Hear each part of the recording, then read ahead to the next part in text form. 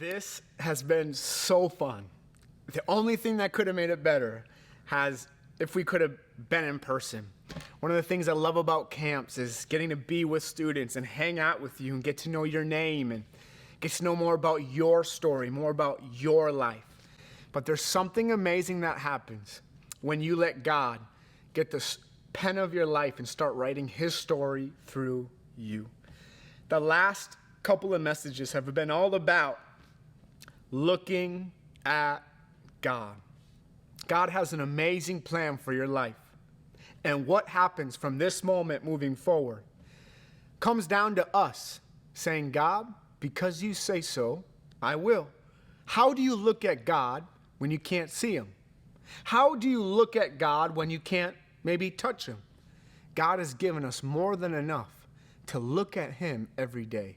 I want to give you some practical things you can do right now. How do you look at God every day?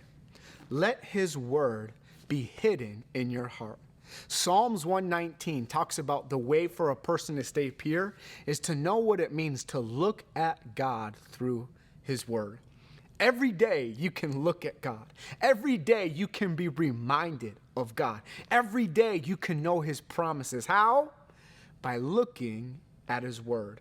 Every student can spend time with God and look at him by putting their eyes to his word. Remember, what you look at is where and what you end up doing. Look at God through looking at his word. Look at God by spending time in prayer. I want to challenge every student across the world. Find a place every day where you can start a prayer room right there in your house.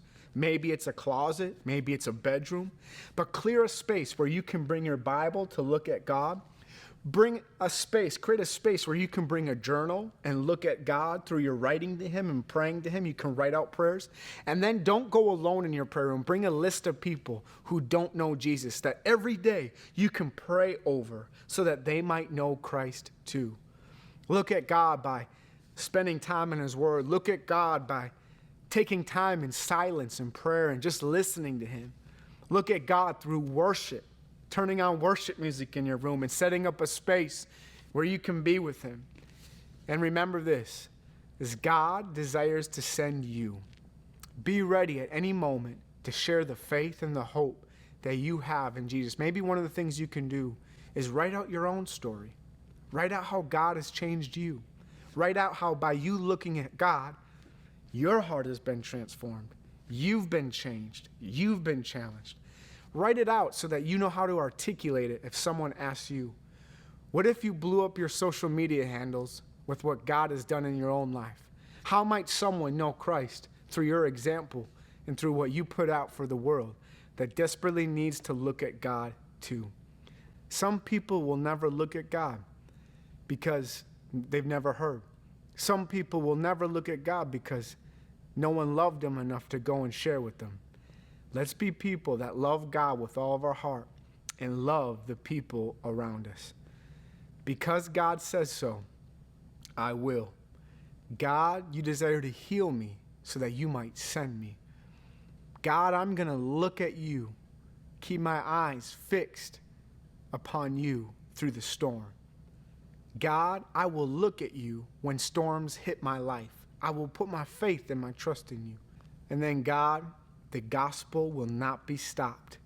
It will advance, and I will be a part of bringing your gospel to the earth. I love you guys. Don't forget to look at God.